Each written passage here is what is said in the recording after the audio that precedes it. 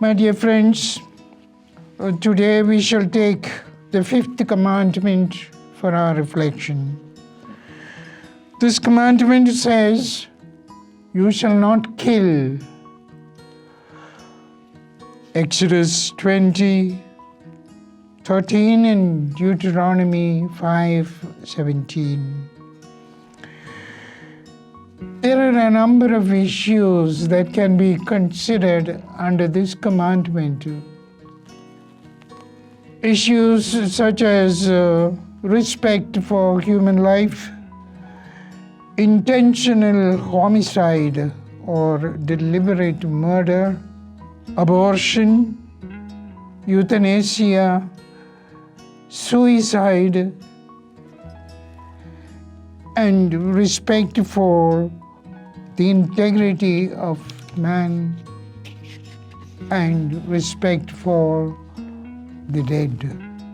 But all these issues cannot be dealt with in a few minutes that is allotted to me, and therefore I shall not attempt to discuss all these in detail. I shall choose 2 or 3 issues. The Old Testament always considered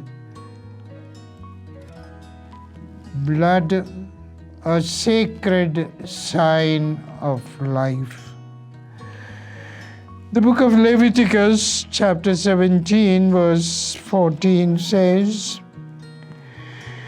"The life of every creature is the blood of it. Therefore, I have said to the people of Israel, you shall not eat the blood of any creature."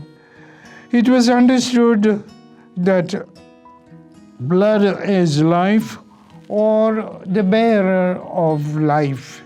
The shedding of blood then is taking away life. It is murder.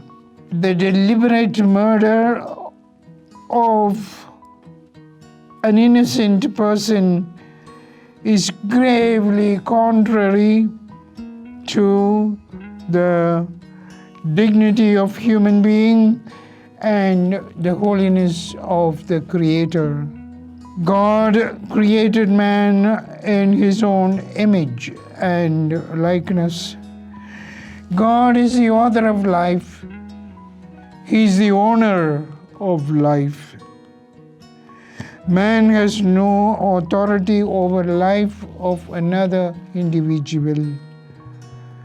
He is to respect others created in the image of God like himself. The law forbidding murder is universally valid. It obliges, it binds everyone, each and everyone, always and everywhere. In the Sermon on the Mount, in the Gospel of Matthew, Jesus recalls this commandment not to kill, and he radicalizes this commandment, saying, "You have heard that it was said to the men of old, you shall not kill. Whoever kills is liable to judgment. But I say to you, whoever is angry with his brother is liable to judgment. Whoever insults his brother is liable to the council. And whoever says, you fool, is liable to the hell of fire namely Gehenna. This is taken from Matthew chapter 5, verses 21 and 22. In the radical interpretation of this commandment by Jesus, anger is equal to murder, for anger carries the same punishment as murder. And Jesus makes no distinction between justified or unjustified anger. From the letter of the law, Jesus goes to the root of it, to the law forbidding murder. Jesus says, do not even get angry with your brother. So Jesus equalizes anger and murder, just as he did about adultery and lustful look. So here also Jesus, going to the root of it, to the spirit of the law, forbids anger and insult and abusive language. In other words, in the radical morality that Jesus teaches, avoiding murder is not enough.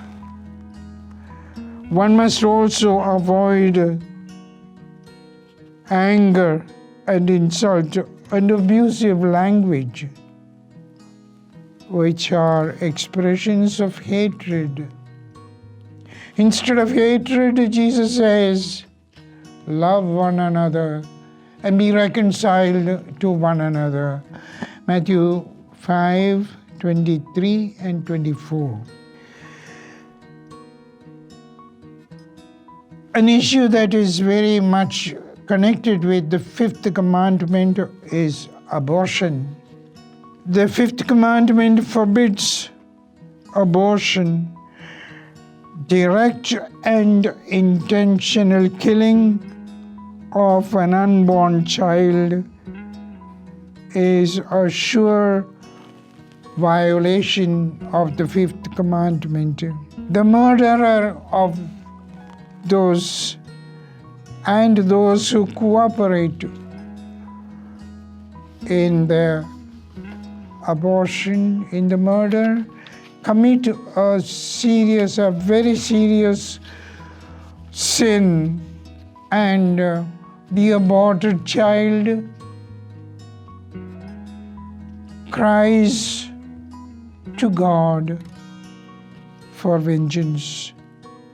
It is like the murder of Abel by Cain, his brother, in the book of Genesis, chapter 4, verse 10. When Cain killed Abel, God said to Cain, "What have you done? The blood of your brother cries out to me from the ground." The crime of abortion carries the punishment of excommunication, late sententiae, that is to say, excommunication already realized, not something to be pronounced.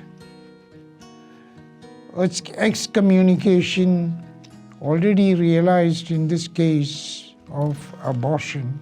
That is to say that the Church has imposed excommunication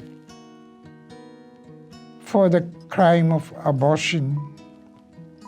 Another issue that is related to the fifth commandment is euthanasia. The word euthanasia comes from the Greek. It means good death or good ending of one's biological life. Direct euthanasia consists in putting an end to the life of the handicapped, the sick, or the dying person. This is unacceptable. This is a serious matter. Thus, an act or an omission of an act causes death constitutes a murder gravely contrary to the dignity of human being and respect due to God. The dignity of man comes from the fact that God is the creator of man in his own image and likeness, and that no one has power or authority over another person's life. Discontinuing medical procedures which are burdensome or extraordinary or disproportionate to the expected outcome can be legitimate. Another issue is suicide.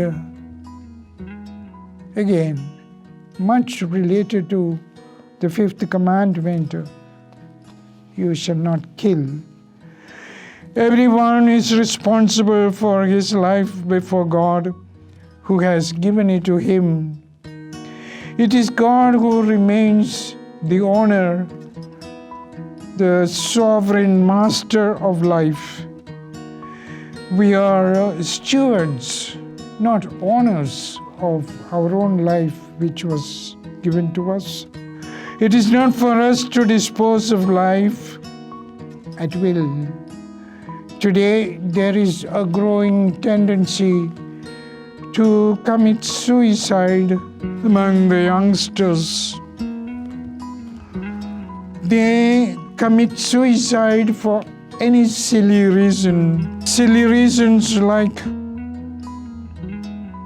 failure in the examinations, or not getting admission for higher studies, or getting a scolding from the parents or teachers for bad behavior, disappointment in love relationships, parents' opposition to love marriage or love jihad, etc.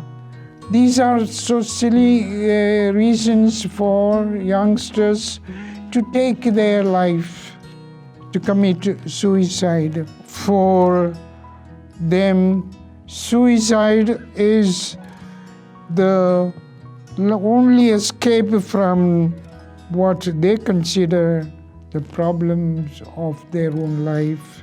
All this is strictly forbidden by the fifth commandment.